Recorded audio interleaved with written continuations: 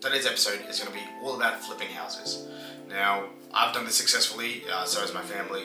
I know a lot of people who have. I've worked with many clients who have done this as well, who I've coached, some people who actually coached me. Flipping houses is definitely a very effective way to build wealth in real estate.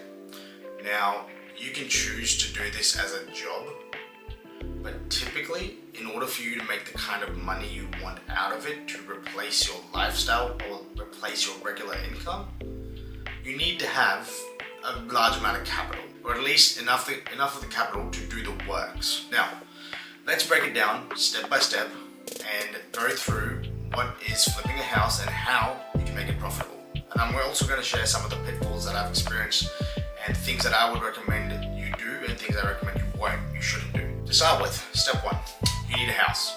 How do you find the right house? Well, picking a flip house is, location is important, and the house is important, and everything about it, the entire deal has to stack up. So it's not about just buying an old home, renovating it, making it look better, and then, you're going to make a fortune on it. That's not how it works. Unfortunately, if you don't buy the house at the right price, or in the right location, or with the right conditions, or with the right layout, there's a lot of factors, and I'm going to break them down one by one. So, first of all, you need to make sure that the location that you're picking is actually good. So it's going to have long-term capital gains, but also short-term yield. So, what do I mean by that? I would be looking at a property or areas that are undervalued. Now, how do you find those areas? Well, talk to your local realtor, start studying the market, go online, look at what prices, what your neighborhood suburbs are selling for, and look around the place and see what the average price point is and work out your affordability. First of all, you got to work out your budget. Actually, before I even start talking about houses, work out your budget. Now, work out how you're going to finance this deal, work out how you are going to borrow, whether you're going to borrow money, whether you're going to use your own personal savings, whether you're going to use equity, whether you're going to work with a partner, bring in investors. By the way, I would not recommend doing any of that. I would recommend either buying it yourself and then flipping it and doing all that stuff on your own, because the moment you bring on investors, there's a lot more liability, there's a lot more time frame, and the profit margins get diluted, and what could be a 30-40% return becomes a 10% return. And saying that, once you've got your finance sorted, you know what your budget is. Let's stick to around the $500,000 borrowing capacity. How do you manufacture growth and wealth by flipping houses in the $500,000 category? Well, typically, if you're going to look at flipping houses in the $500,000 category, you're going to look at probably around the $350,000 mark, including closing costs. Now, there's not a lot of cities that can offer that sort of return to you, where you buy it for $350,000 and below, you renovate it, and then you can make about $450,000, up closer to $5,000. I've seen it been done. I've done it myself. But what's important is understanding the areas that you're picking. Now, those days of $350,000, $400,000 and half houses are starting to dwindle further and further away, but it's not completely impossible. I would look at, obviously if you live in the cities where that's accessible, fantastic, but if you're not, it's going to be a lot harder. What I would suggest to you is work out whatever your borrowing capacity is. So let's say if it's $500,000, if it's $600,000, $700,000, $800,000, borrow. Look at buying a property that's probably, a property purchase at value that's about $200,000 less than what your actual borrowing capacity is, or about $150,000, because you need a bit of a buffer, and I'll get to why you need that buffer later on in this video. So you worked out your budget. Now you're starting to identify areas. What you're going to look for in areas. Typically, you're looking for you've all heard the motto, the worst house on the best street. It rings true in some scenarios, but typically the worst house on the best street is desirable and there's a lot of competition. And especially if you're going through an agent, or if you're trying to find properties that are on the market, you're going to struggle to find one of these. Because the moment a seller employs an agent, the agent is legally liable to act in the favor of the vendor. They are not going to give you a great deal unless the vendors are desperate and the agent is shit. It's as simple as that. You're going to have to find the deal yourself. You're going to have to maybe even get in touch with the buyer's agent. It's a shameless plug. Get in touch with the buyer's agent. We can get you deals that are not even available on the market. We cold call, we door knock, we go to hunt for you for properties that are not even available on the market. So we do the groundwork and do the research for you. But you can do that yourself as well. You can start researching areas, start driving around the neighborhood. See, if you see a rundown house in a really nice neighborhood and it's within that sort of price point that I'm talking about, maybe just go knock on the door. Like, hey, look, have you considered selling? I'm a private buyer. I'm not here as an agent or anything like that. I'm looking to buy my first home or anything like that, or looking to buy another property. Hey, have you considered selling? And if you have, would you be open to discussing this? If things work out, fantastic. If not, you might have to get a buyer's agent, or you might have to buy something on the market. Now, I've done this successfully even by buying on the market as well, and it works pretty well. It just requires a bit more time and effort and a lot more due diligence to make sure the numbers work out. In order to flip houses, you'd want a decent return. For the amount of work that you have to do in renovating a house, if anybody's renovated a house, you know the amount of work involved, especially if you're doing it yourself, because the more work you do yourself, the higher the profit margins get. But there are certain aspects of the flip that I just would not recommend you touch, especially for legal reasons and insurance purposes. Now, let's say you've got your budget, you picked out the area, you've managed to find a house. Fantastic. Brilliant. What are you going to look for in the house? How do you determine the right house? Well, the first thing that I'm going to look for is the layout. Alright? Before I even look at the structure of the house, any of that sort of stuff, I'm going to look at the layout of the house. Is it something that's easy to convert into like an open plan? Because look, the way society is moving forward these days is people want more open spaces within the living space. They want more open living. They want more space and the house to feel warm and inviting and spacious.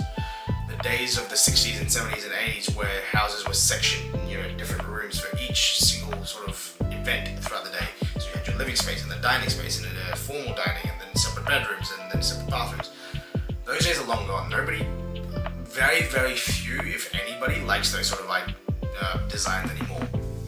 So you're looking for layout first of all, because changing the layout of a house is probably going to be one of the most expensive and most time-consuming processes that you can do. Right? If you already have a house with a good layout, you're already saving bucks right there, because then you're not taking out walls, you're not taking out you're not doing any structural changes to the house. Next step, speaking of structural changes, is actually looking at the structural integrity of the house itself. Once you feel that the layout is correct and it's something that you can add a room to, if you can, add a room, or adding is easier than taking away in quite often cases, or converting. It's easy to add on to the exterior or stuff like that, or just, give it a fresh coat of paint. But back to being structurally sound. That is what we have to check for. We have to check for any sort of building and pest inspections, where we are looking for termite damage, where we are looking for foundational issues, where we are looking for cracking in the walls. Typically, salt damp along the base of. So when you walk around the property, look around the base of the actual house. If there is moisture and salt damp, will reflect in peeling, cracking concrete and cement on the sides. If you see some of that, definitely get an inspection done to check out the extent of the damage. Going through the house, look especially around doorways, because when you look around doorways, you will find often there are cracks sort of leading out from doorways, because they're the most used areas and there's a lot of movement that occurs and vibrations that go to the wall. So if there are structural issues coming in from the roof, the cracks will be going downward. If there's structural issues coming from the ground, they'll be going upward from the floor up. If you see issues coming from the floor up, that is definitely a sign to worry about, in my opinion, because I don't want to touch anything with foundational issues. I just don't want to be messing around with underpinning and any of that sort of stuff, unless and until it's a massive project and it's more of a luxury flip, and there's going to be much higher returns on the project. If you're working with a $600,000 to $800,000 budget, it is not worth getting into that hassle. If you are talking about a multi-million-dollar renovation and a multi-million-dollar flip where the returns are significantly higher, absolutely consider it, because underpinning will cost you anywhere from $5,000 up to $20,000 to $30,000 to $50,000 at times. It just depends on the size of the project you want to take on. Now, the next step that I'm going to be talking about to look for is just, if you can, have a look and just duck into the crawl space into the roof and see how much room there is in the roof for people to maneuver around. How clean is the roof space? How dirty is the roof space? Has it been maintained? Are the ducts and air conditioning for central heating or cooling, are they torn apart? Are they breaking down? Are there exposed wires anywhere? Are there exposed junction boxes anywhere? Is there a lot of rat feces and things like that? Look for those sort of key markers, because all of these are things that can help you negotiate the price down. You can then refer to them and go, look, there are pest issues, there are these issues, there are these issues. I'm not saying you can't buy a property if they have issues, I'm just saying it can help you with negotiation. Now, what would I not touch? If there's active termite damage going on at the house, like if there's an active termite found, again, depending on the state that you're in, if you're in Queensland, not so much of a problem because I mean they're an inevitable issue, and if you catch them early and you keep up with the maintenance, you won't have any issues. But if you don't, they will, tear your house apart. But termites, as much as if they're found in the garden beds and the outsides towards the fences and stuff like that, not really something to worry about. Just get a pest treatment done when you move in or when you buy the property, and that will pretty much take care of it. If there is minor termite damage present, again, replacing a few studs here and there, you're going to be taking walls out and replacing plasterboard and gyprock and things like that anyway. So it's not the end of the world. It is something that you just use as a negotiation tool to help lower the price point and lower the cost of acquisition, because the cheaper you buy the house, the more your profits and returns can be on it. Now, we've talked about the layout, we've talked about the structure. The next thing that I would be looking at in the house is what are the actual changes. Now, what do I consider bathrooms and kitchens? So typically in any renovation, you are going to have to do the bathrooms and kitchens. And aside from that, what else is actually really involved in a house renovation? Flooring, painting. That's it. Like when you're doing a house flip to on-sell it, on the insides, that's pretty much all you have to worry about. Kitchens, bathrooms, flips, that sort of thing. Now, having good trades makes all the difference in the world. Trades that you can rely upon, who will do a quality job, and who will actually deliver on time and stick to a timeline. Because your timeline is also the most important aspect of all of this. It wouldn't make sense if you were to make a $50,000 to $60,000 return on your investment on your flip in 3 months' time. It's a lot more profitable than if you were to make a $60,000 investment over a 12-month period of time. Because if you're doing it over 12 months, it's taking a lot of time. Like I'm telling you, if you're doing this for 12 months, you are sinking way too much time into this flip. It is too hard a project. You have spent way too much time doing it. But in saying that, it's up to you. An extra $60,000 a year is not something to scoff at. But then you have to live for a whole year without getting any income unless you're working, and then you've got other people doing other trades. So things can be done as well. Okay, so you're looking at cosmetics. So you're looking at one of the easiest things to do is paint. But again, I keep telling people, you need to get professional trades involved. Please get a team of trades that you trust, that you can rely upon, and that you can count upon, because they will make your life so much easier and so much better. Professional painters, absolutely worth every penny. Same, do not ever touch electrical and plumbing. Just don't touch electrical and plumbing, because if something goes wrong, legally liable issues can come up. I mean, if you yourself go around and change the wiring and things like that, not a good idea. If it's old wiring, just leave it. Just don't even touch it. Don't worry about it. Get an electrician in, a qualified electrician in, to come in and add more power points and whatever else you need to do. And when it comes to plumbing, look, I'm not giving you advice on what you should and shouldn't do, but I would probably not touch plumbing either, because if there's water damage and things like that as well, which could be traced back to your lack of workmanship, it could cause issues down the line. Aside from that, you also want to look into any sort of bathroom, so tiling, things like that. Get professionals to do the tiling. Where can you really save money is in the installation of cabinetry and things like that as well. Like now, if you don't have the cost to hire a cabinet maker and things like that, you can go to IKEA, get flat pack, and just put them in yourself. Take some time, watch some YouTube videos to learn about how to actually do it better. But it's one of those things that you can do pretty well on your own if you pay attention to a few key things. So for example, when installing cabinetry, don't just put it flat on the ground. Okay, that's one of the biggest mistakes I see people do. And I see people also get cabinetry all the way to the ceilings. Now, the reason why I wouldn't do that is because you won't get a clean finish, because no wall is perfectly flat and no wall is perfectly right angled.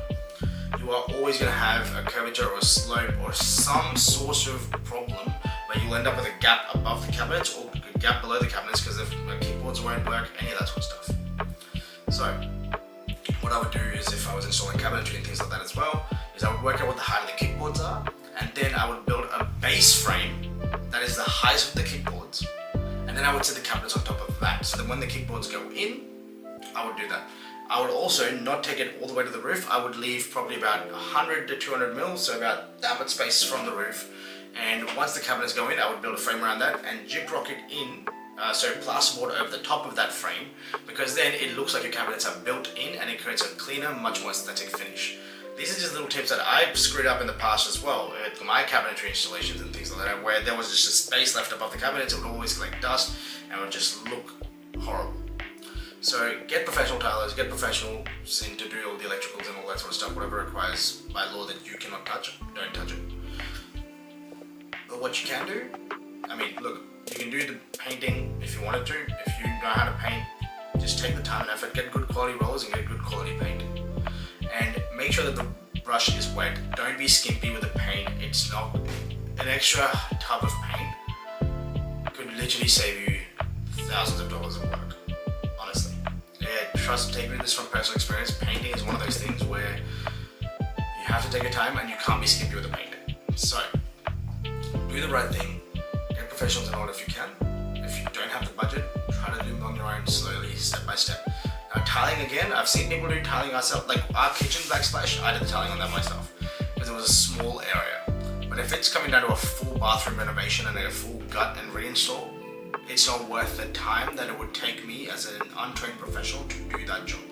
It would be better off for me to pay somebody to come in and put in a new tiling all the other bathrooms. What could I do? I could install the shower screens, I could install the cabinetry, I could install the tapware, those sort of things.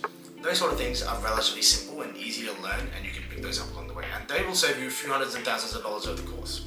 But again, it depends on how much profit margin you want to have and how much time you're going to spend on the flip. The biggest thing you have to worry about is the timeline. So the more profitable you are, is the quicker you can get it done. So if you can get a house renovated and done in about 12 weeks, and trust me, it is doable. I've done it myself. It works out pretty well, especially if you do 3 or 4 a year and you can make around $40,000 to $50,000 on each turnover, on each flip.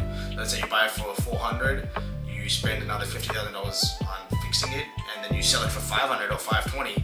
You've just made $50,000 to $70,000 in 3 months, and you're not doing any of the work realistically. Like, you've got trades coming in to do all of that sort of stuff. Like, if you ended up, did it on the cheap and you only spent about $20,000 on renovations. Again, your profit margins increase, but then the quality of workmanship won't be there and the end result won't be as nice. So you pay a price this way or that way. So you're better off investing in quality trades and actually getting professionals to do the jobs that they do, because it frees up the most valuable resource that you have, which is time. Time is your most valuable resource, and that's where you're actually going to make your money. It's leveraging other people's skill and your capital to make you more money.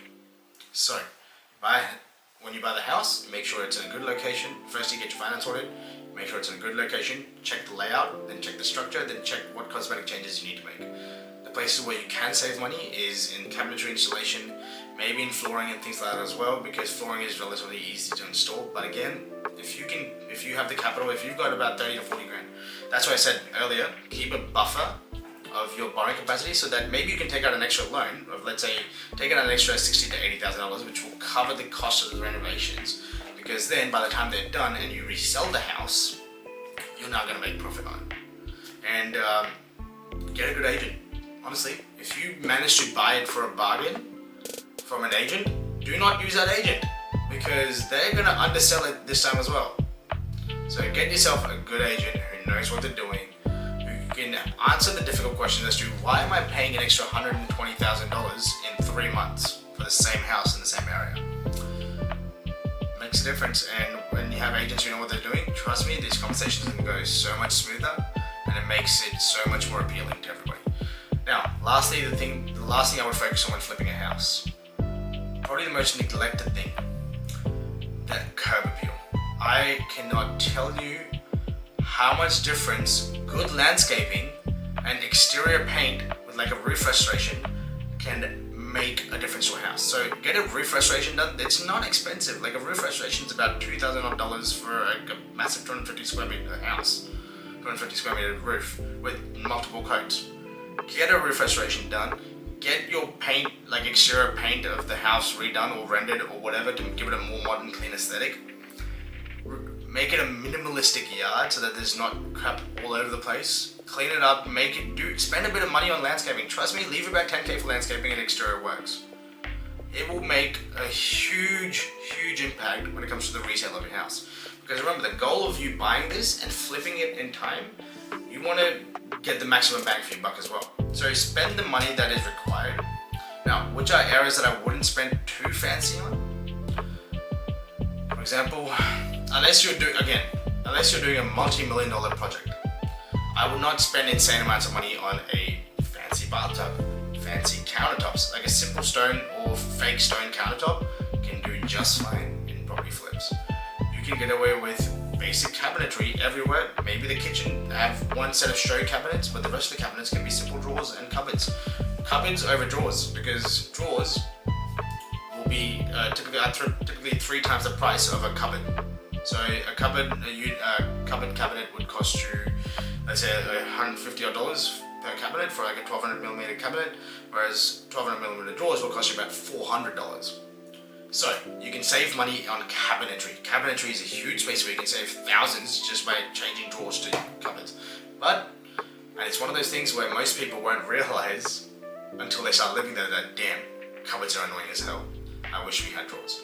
If you were doing a luxury build, I would never touch cupboards. I would just not do cupboards. I would have drawers everywhere in the kitchen, and even in cupboards that are in the kitchen, I would have pull-out shelves or roll-out shelves so that people can have easier access. Because when people are spending multi-million dollars, they want convenience, they want ease of livability, and they want something that has a wow factor.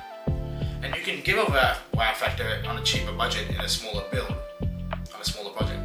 But when you're going to high caliber projects like, $2, $3, $4 million flips, I've seen this done recently as well, where somebody bought a property for $1.9 million, spent another $300,000 on it, making it so their total cost was about 2.4, and then they went on and sold it for $2.8 million, and that was all within 1 year. Now, more capital ended up with a higher rate of return. So they made $400,000 on the slip, and this was a loss for them. Like, they were not happy about this. So, understand that the more the capital you can bring to something like this and the bigger the project you can take on, the higher the risk as well, but the reward can be much greater.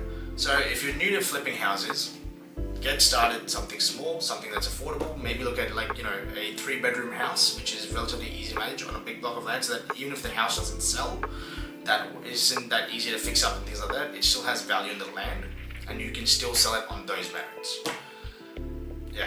If you have any questions about house flips, what else you'd like to know, if there's any particular information that would be handy for you to know, please drop it in the comments below. Like and subscribe this video. Like this video, subscribe to my channel. I'm going to be trying to put out more and more content all the time. Follow me on Instagram, Arahan_the real estate nerd. All the links will be